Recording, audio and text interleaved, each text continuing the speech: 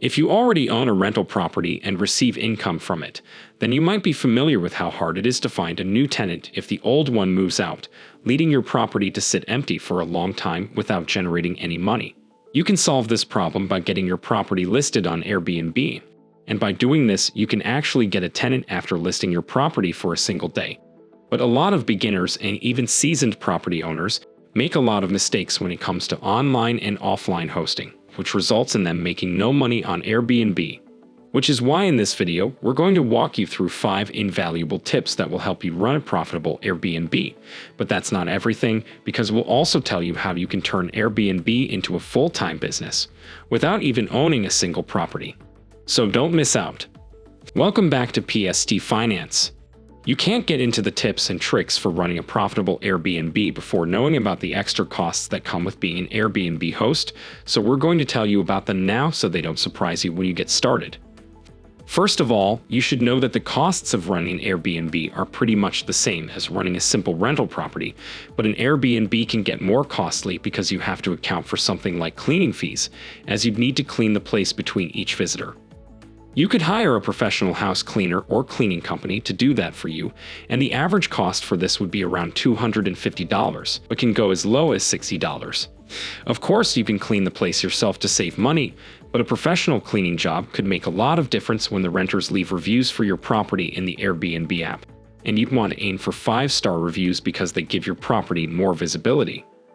There's also the extra cost of the Airbnb fee, which is approximately 3% of the amount you take in as an Airbnb host. Now that you know about the extra fees, let's get right into the tips.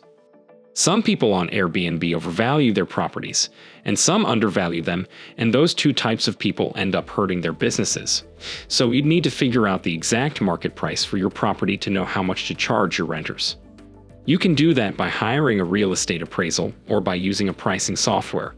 Now, Airbnb already has a built-in pricing software, but it's not very good because it might price the property way too low. So you should use a third-party pricing software like Transparent and Beyond, which offer subscriptions or take a 1% fee from each booking. These tools work by scanning your areas and looking for other hotels and Airbnbs to compare pricings and demand, and then set your price based on that. You could also try to increase your prices by little amounts every once in a while, just to test the waters and see how much money people are willing to pay for your property before they decide that it's too expensive. Oh my God! That way, you'd guarantee getting the full value from renting out your property on Airbnb. But don't try to go for extremely high prices because you'll just not get any customers if you're higher priced than a nearby hotel or other Airbnbs. The next tip is to take the marketing on Airbnb very seriously. A lot of people think they can just take some quick pictures of their properties with their phones, post it, call it a day, and then wonder why no one wants to rent from them.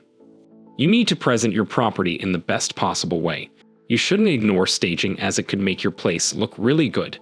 Do some redecorating and move the furniture around, and also showcase your property's best assets before anything else. After you're satisfied with the staging, you could invest in getting professional photographs taken of your property, and preferably by a real estate photographer that has been doing this for a long time, and most professional photographers charge between $110 to $300 per project.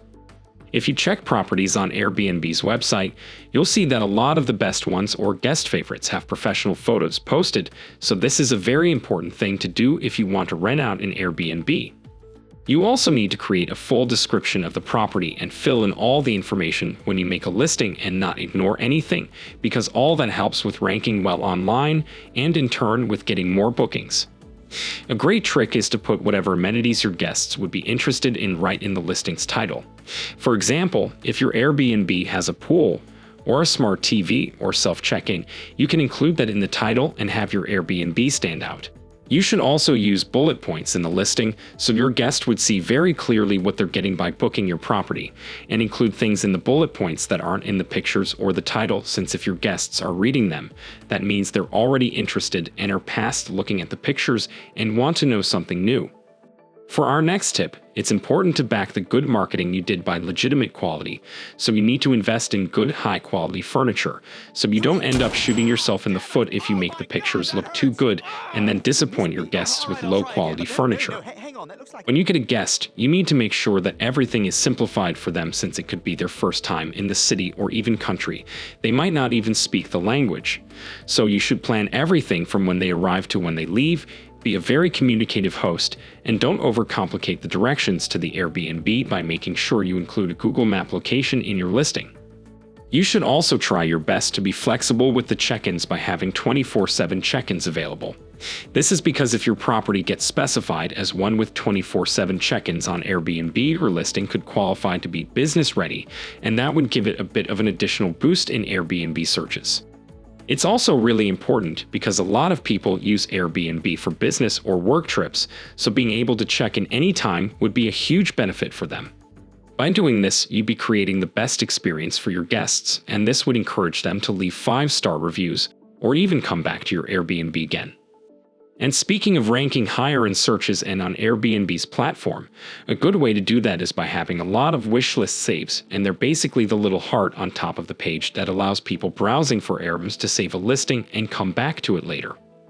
When your listing has more wishlist saves, Airbnb pushes it more, so you could ask family and friends to create accounts and save your listing, and that way you'll guarantee a better presence on the platform. Finally, you should create a digital guidebook about everything your guest might need to know about and send it to them. This will bring you and your guests comfort as they won't have to call you all the time to ask about where they should put the trash or what's the Wi-Fi password. If the idea of running an Airbnb sounds appealing to you, but you don't actually have a property to rent out, then don't worry. There's a way you can turn Airbnb into a full-time business that will make you a lot of money, and you don't even need to own a property to get started. That's through Airbnb rental arbitrage. Airbnb rental arbitrage is a business model that focuses on leveraging other people's properties through sublease agreements, and then you use that lease to rent the property on Airbnbs. They don't know that we know they know we know. In other words, you'd be renting properties from the long-term rental market and then reselling them on the short-term marketplace. Of course, you'd need to set up a limited liability company, or LLC, before you get started because an LLC protects its owner's personal assets from responsibility for the LLC's debts or liabilities. For example, if anything goes wrong in your Airbnb and you get sued by a customer, your personal assets, like your car or your house, get legal protection. It's also useful because it makes you look better in front of the landlords that you want to rent from, making it more likely for you to get the place and build up business credit. Of course, there are limitations to an LLC's protection, so you might want to talk to an attorney first. You can start an LLC by going to your local Secretary of State website, and some states let you issue them for as little as $100. You should also do a lot of market research to determine which properties will do well as an Airbnb, and you can do that for free on Airbnb's website. Just open up the website on your desktop and search for a place in the area you want to do Airbnb in. Select any weekend for the time frame, since that's when most people use Airbnb, and look through the results. What comes up first is the listings that Airbnb wants you to see, and if you think about that for a second, if Airbnb wants you to see these listings, then it believes that they're its best listings because Airbnb's highest likelihood of getting you to book is by showing you the best it has, which is why you should seek out properties similar to the ones in those listings. Make sure to ignore listings that have the word new next to them because they might not be good, but were still given a boost by Airbnb because the platform boosts new listings in their first month. Also, beware of scams and people on social media trying to sell you arbitrage-approved apartments and houses, because these people have no experience with Airbnb and just want to get a brokerage fee for locating deals for landlords. Now that we've reached the end of the video, we must tell you about the disadvantages and the risks of owning an Airbnb, which you need to keep in mind before you get started. The first disadvantage is short-term rentals could be a big hassle, as you'd have to see people checking in and checking out more than once in the same month, and this doesn't happen with a normal rental property. If you want to get rid of that hassle and create passive income using Airbnb, you could hire a property manager to do all the work for you, but if you can't do that, then it's important to keep your Airbnb close to where you live in case you need to go there a lot. The second disadvantage is that you might need to do a lot of maintenance because you don't know if the guests you receive will leave the property in the same condition when they entered it. You might find yourself having to replace furniture or carpets, and maybe even do multiple paint jobs. Fortunately, for some damages caused by the guests, Airbnb offers to pay you the cost of repairing or replacing what was destroyed, and sometimes the guest can be fined if Airbnb gets involved and determines that whatever damage was the guest's mistake. As for the third problem with Airbnb, it's that some cities are now prohibiting them. Some cities even impose restrictions or fees on rentals and the days you can rent your property. For example, New York, Paris, London, Berlin, and other major cities have all tightened their laws on Airbnb despite being cities with large Airbnb markets. This is because a lot of these cities' governments think that Airbnb reduce the housing supply and disrupt the quality of life in some neighborhoods. A good example for this is Santa Monica in California, wiping out 80% of its Airbnb listings, a decision that was driven by the overall increases in housing prices and a dwindling housing supply thanks to the rise of short-term rentals. It also added new rules that require anyone offering rentals of 30 days or less to live on the property during the renter's stay. Of course, you can be in an area that doesn't have restrictions on Airbnb, but regulations can change over time and you won't be able to do Airbnb anymore. Additionally, a lot of people get into the Airbnb business to create something like an Airbnb empire with multiple properties and locations.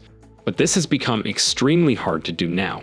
So if you're planning on becoming an Airbnb host, you need to know the laws of your city and to keep an eye out for changes to them in the future. Well, that is everything for now. What do you think? Is owning an Airbnb a good idea? Please let us know what you think in the comments below.